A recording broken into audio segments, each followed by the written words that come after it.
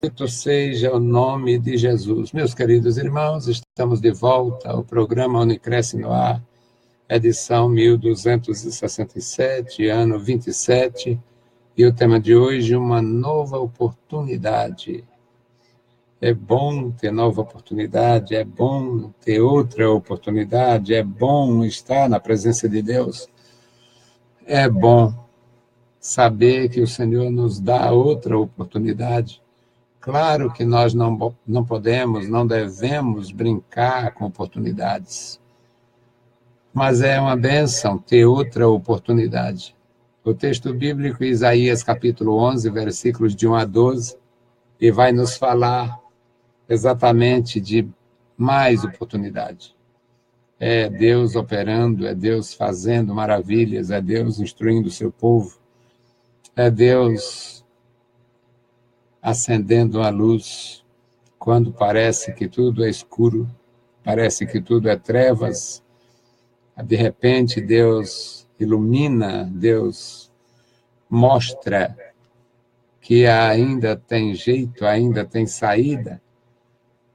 É maravilhoso. A leitura, meus queridos, que é salutar para nós, não podemos nunca, não devemos nunca deixar de buscar na palavra de Deus o lenitivo para nós, aquela maneira salutar de fortalecer o nosso espírito, de nos alimentar na presença de Deus. É uma necessidade, todos nós. Então, a leitura, Isaías 11, de 1 a 12. Porque brotará um rebento do tronco de Jessé, e das suas raízes um renovo frutificará. E repousará sobre ele o Espírito do Senhor, o Espírito de sabedoria e de entendimento, o Espírito de conselho e de fortaleza, o Espírito de conhecimento e temor do Senhor. E se deleitará no temor do Senhor, e não julgará segundo a visão dos seus olhos, nem repreenderá segundo o ouvir dos ouvidos, mas julgará com justiça os pobres, e repreenderá com equidade os mansos da terra, e ferirá a terra com a vara da sua boca, e com o sopro dos seus lábios matará o ímpio. E a justiça será um adorno para suas vestes, e a sua fidelidade como um cinto em torno de seus lombos. E morará o lobo com o cordeiro, e o leopardo com o cabrito se deitará, e o bezerro, e o filho do leão, e o animal cevado andarão juntos, e um menino pequeno os guiará. A vaca e a ursa pastarão juntas, seus filhos se deitarão juntos, e o leão comerá palha como o boi. E brincará a criança de peito sobre o ninho do áspide, e a criança desmamada colocará a sua mão na cova do basilisco, e não se fará mal e nem dano algum em todo o meu santo monte, porque a terra se encherá do conhecimento do Senhor, como as águas cobrem o mar. E acontecerá naquele dia que a raiz de Jessé, a qual estará posta por estandarte dos povos, será buscada pelos gentios, e o seu lugar, o lugar do seu repouso será glorioso. E há de ser que, naquele dia, o Senhor tornará a pôr a sua mão para adquirir outra vez o remanescente do seu povo, que foi deixado da Síria e do Egito e de Patros, e da Etiópia e do Elão e de Sinar, e de Amate e das ilhas do mar. E levantará um estandarte entre as nações e ajuntará os desterrados de Israel e os dispersos de Judá. Congregará desde os quatro ventos da terra. Bendito Deus, Pai querido, Pai santo, que estás nos céus, nós te louvamos, te exaltamos, bendizemos, agradecemos pela leitura em tua santa palavra. Pedimos, Pai, uma bênção especial pelos nossos ouvintes, dá graça a cada um, manifesta a tua glória, o teu poder na vida da igreja, na vida dos teus filhos, crianças, jovens e adultos, e aqueles, Pai, que não congrega, ó Deus, dá a direção. Fala com eles, ó Deus, tu é o mesmo Deus, tu não mudou, não mudará.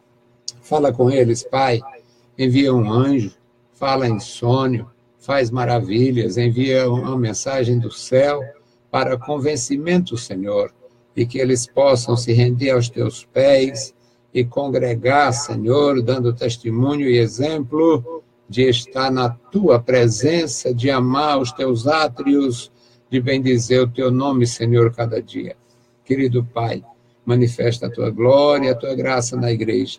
Em nome de Jesus Cristo, nós te pedimos e te agradecemos. Amém. Louvado seja o nosso Senhor. Meus queridos irmãos, nosso tema é uma nova oportunidade. A profecia de Isaías, uma profecia encorajadora para o povo num período de dificuldade.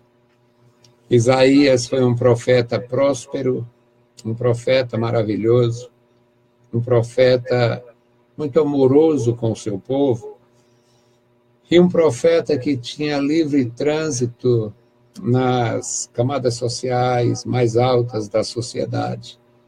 Ele era um homem da nobreza, ele tinha muito boa formação, ele tinha um histórico de família voltado para o serviço a Deus, e Deus usa quem dá lugar.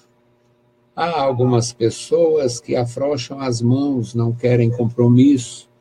Algumas pessoas têm medo de compromisso, têm medo de serem injustiçadas de alguma forma, de sofrer alguma, digamos, incompreensão, alguma acusação, alguma injustiça, alguma censura, e a gente sofre mesmo, não tem ninguém que sirva a Deus que não sofra censura, e o maior exemplo para nós é Jesus Cristo. Foi censurado, foi rejeitado, foi denunciado e foi condenado.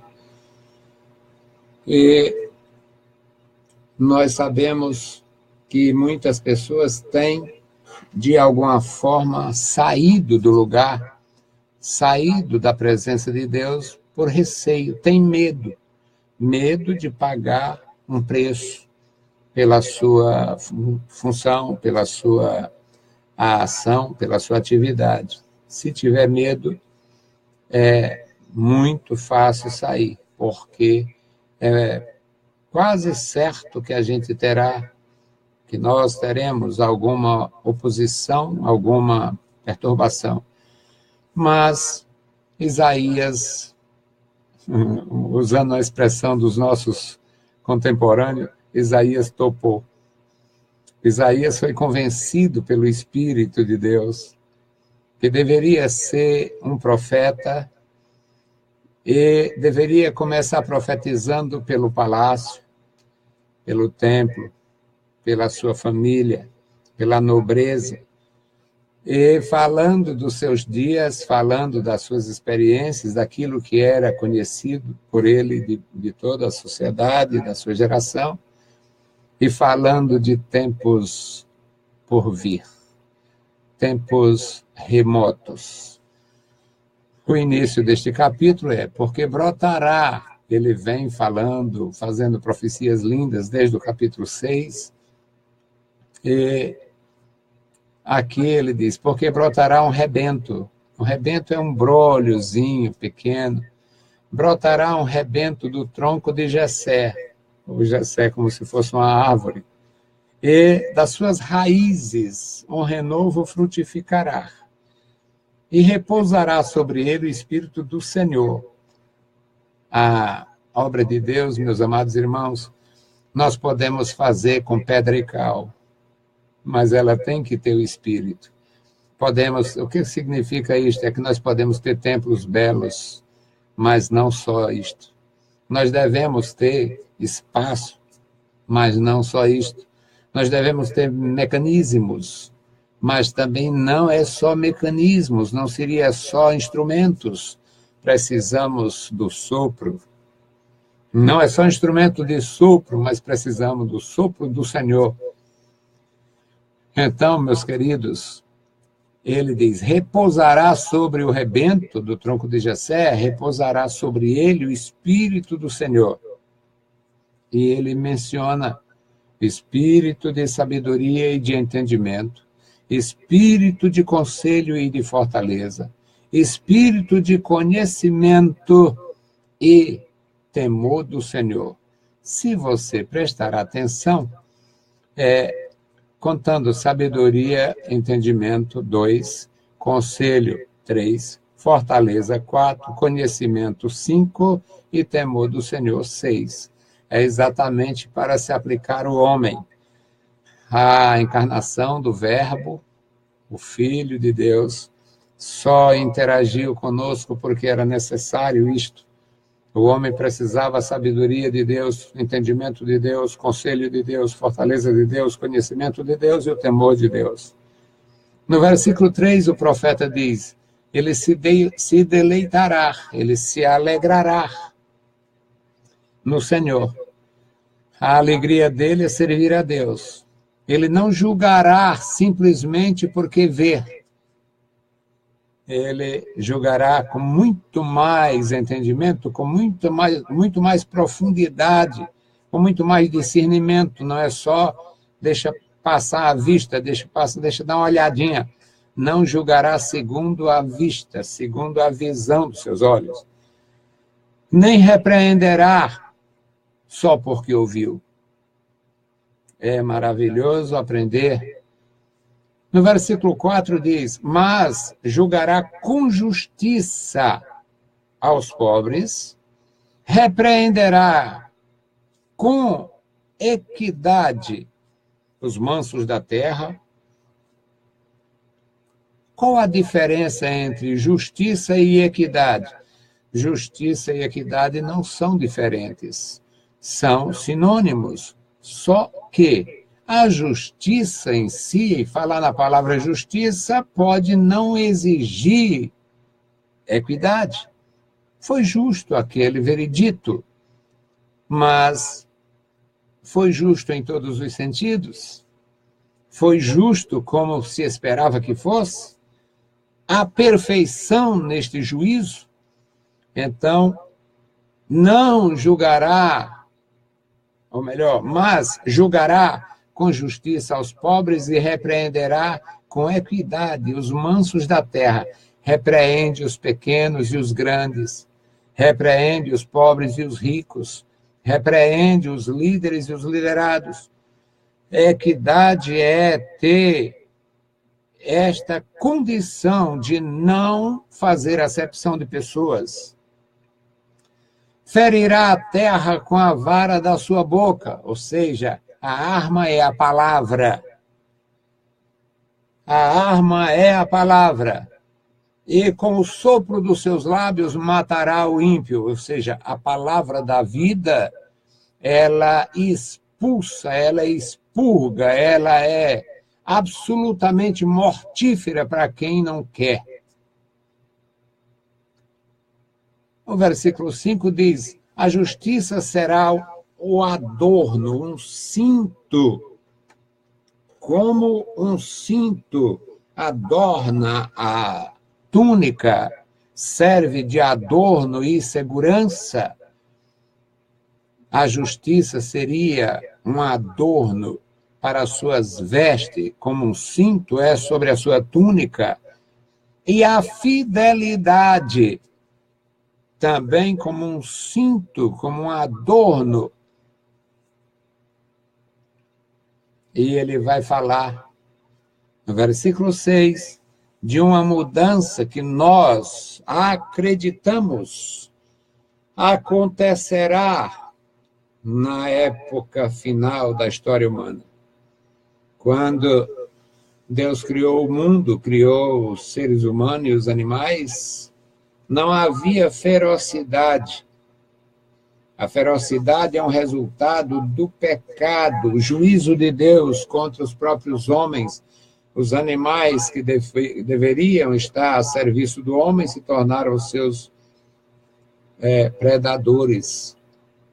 Quem teria informação de quantos milhares ou milhões de pessoas foram consumidas pelos animais, por cachorros selvagens, por leões selvagens, por mortos pelas serpentes, devorados por enormes serpentes, muitos por animais marinhos. Então, neste versículo 6, diz que o lobo morará com o cordeiro, o leopardo e um cabrito se deitarão juntos. Um bezerro e um filho de leão, um bezerro, o filhote da vaca e o filhote da leoa, andarão juntos. E um menino pequeno controlará esses animais, guiará esses animais. Isto acontecerá no milênio, pastor? Isto acontecerá no milênio? Nós acreditamos. Alguns fazem aplicações espirituais. Não, o leão é o homem sem Deus. E a gente está convivendo com ele. Então já está acontecendo, já estamos junto com o lobo, com o leão. Não sei. Não acho nada difícil para o meu Deus e não tenho nenhuma autoridade para questioná-lo. A Escritura diz isto, alguém já afirmou doutrinas estranhas, erradas, com base nisto. Existem segmentos heréticos da sociedade que fazem apologia a uma transformação desta natureza. Mas o que a Bíblia fala é que o Senhor Deus criará novo céu e nova terra. Portanto, isso aqui é apenas um estágio e não uma condição ad eterno. Não é uma condição ad eterno para a criação. Não é uma condição assim. E sim, um período pela ação do servo do Senhor. O versículo 7 diz que a vaca e a ursa estarão juntas, pastando. A ursa vai comer folha. Seus filhos se deitarão juntos. E o leão comerá palha como um boi. A criança que mama, criança de peito, brincará sobre a toca de um áspide. E a criança maior, crianças desmamadas, colocará a sua mão na cova, puxará um basilisco, uma espécie de serpentes, da toca. É a palavra de Deus. No versículo 9, o profeta de Deus diz, falando pelo Espírito Santo, não se fará mal e nem dano algum em todo o meu santo monte, porque a terra se encherá do conhecimento do Senhor, como as águas cobrem o mar. A terra se encherá do conhecimento do Senhor. Nos meus muitos anos de instrução, de pregação e de ensino, e com os meus muitos textos escritos, já ensinei sobre isto. A terra se encherá do conhecimento do Senhor. Todo mundo sabe quem é Jesus. todo mundo sabe a história da criação, todo mundo conhece de alguma forma a história da palavra e do povo de Deus. Acontece que eles têm só o conhecimento. A terra se encherá do conhecimento do Senhor, como as águas cobrem o mar. Se o texto predissesse que a terra se encheria de fé, que a terra se encheria de obediência, que a terra se encheria de testemunho vibrante de servos consagrados, dedicados, seria outra coisa. Mas aqui é mencionado o conhecimento. A terra se encherá do conhecimento do Senhor, como as águas cobrem o mar. E os versículos 10 a 12, meus amados, nós vamos ver a nova oportunidade. Acontecerá naquele dia que a raiz de Jessé, a qual estará posta por estandarte dos povos, será buscada pelos gentios. É descrito no versículo 10, uma busca, os gentios buscando de alguma forma conhecer o Senhor, conhecer a palavra de Deus, conhecer este enviado, este que na profecia é chamado renovo, broto, brolho da raiz e do tronco de Jessé. E o lugar do seu repouso será glorioso. Os gentios buscarão, os gentios estarão buscando o conhecimento e a proximidade e o benefício e o conhecimento do Senhor.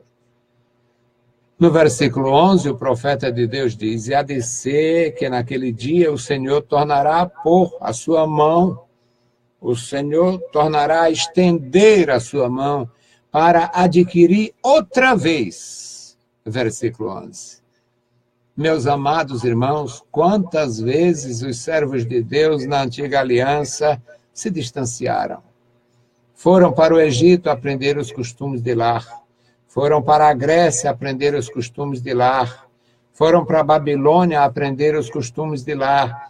Se envolveram com seus vizinhos, filisteus e amonitas e moabitas e edomitas, e aprenderam os costumes e se envolveram e fizeram alianças que envolviam as famílias, as autoridades e os deuses.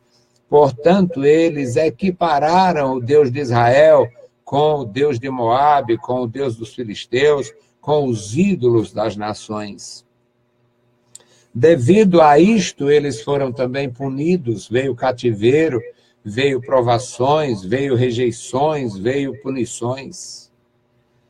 Mas o versículo 11, como Deus age sempre desta natureza, ele não retira, ele não corta o fio da esperança. E aqui diz: há de ser que naquele dia o Senhor tornará a pôr a sua mão para adquirir outra vez o remanescente do seu povo. O Senhor estenderá a sua mão novamente. O Senhor estenderá a sua mão para novamente eleger. O Senhor estenderá a sua mão para novamente amparar o restante do seu povo. E aqui, na finalização do versículo 11, ainda diz de onde, até onde o Senhor estenderia a sua mão. Ele estenderia a sua mão até a Assíria. Os assírios, não podemos esquecer, destruíram o reino do norte, as 10 tribos e o seu poder, para nunca mais será formado de novo, nunca mais ser formado novamente. O Senhor estenderia a sua mão até o Egito, onde haveria muitos rebelados contra o Senhor, escondidos no Egito, amparados no Egito. O próprio Jeremias foi levado à força pelas autoridades remanescentes após o cativeiro da Babilônia. O Senhor estenderia sua mão até o Egito. O Senhor estenderia sua mão até Patros, até a Etiópia, Alto Egito, aliás, da África, depois do Egito, a Etiópia. O Senhor estenderia sua mão até o Elã, na Caldeia, até Siná, na Babilônia, até Amate, a atual Síria, e nas ilhas do mar. Ou seja, meus amados, não há limite para a ação de Deus para resgatar o seu povo, para dar nova oportunidade. E o versículo 12 e último nos diz que o Senhor levantará um estandarte entre as nações, levantará um estandarte entre as nações e ajuntará os desterrados. Nós vemos isto hoje de uma forma profunda. Israel, como uma nação bem organizada, bem estruturada, com cidadãos que vieram de quase todas as nações nos 5 continentes. O Senhor ajuntará os desterrados de Israel, os dispersos de Judá, congregará desde os confins da terra, desde os 4 ventos da terra, desde os confins da terra. Portanto, uma promessa solene, uma nova oportunidade, o Senhor dando ao seu povo e anunciando através de Isaías. Meus queridos irmãos, é maravilhoso aprender, é maravilhoso conhecer a bondade de Deus, a mão estendida do Senhor para abençoar, amparar, guardar o seu povo, sempre manifestando a sua glória. Que Deus nos abençoe, nos ajude, nos ensine a perseverar na sua santa presença, buscando o seu conselho, estando para receber a unção do seu Espírito, sempre disposto a ouvir a voz de Deus. A vara da sua boca ferirá a terra, e com o sopro dos seus lábios matará o ímpio. Nós que já recebemos a vida e a graça, ouçamos a voz do Espírito. Bendito e eterno Deus, Pai de nosso Senhor Jesus Cristo, nós te louvamos, te exaltamos, bendizemos e agradecemos pela vida, pela fé, pela tua bondade, pela salvação na pessoa bendita de Jesus. Querido Senhor, Deus misericordioso e bondoso, ajuda-nos, guarda-nos. No santo nome de Jesus te pedimos e te agradecemos. Amém. Saudamos a todos com a paz de nosso Senhor Jesus Cristo. Se o Senhor permitir, voltaremos amanhã. E logo mais, às 21 horas, estaremos na Rádio Vida 98.3, 21 horas, esperamos vocês lá. Deus os abençoe, leiam a Bíblia Sagrada e a graça do nosso Salvador repouse sobre vós. Amém.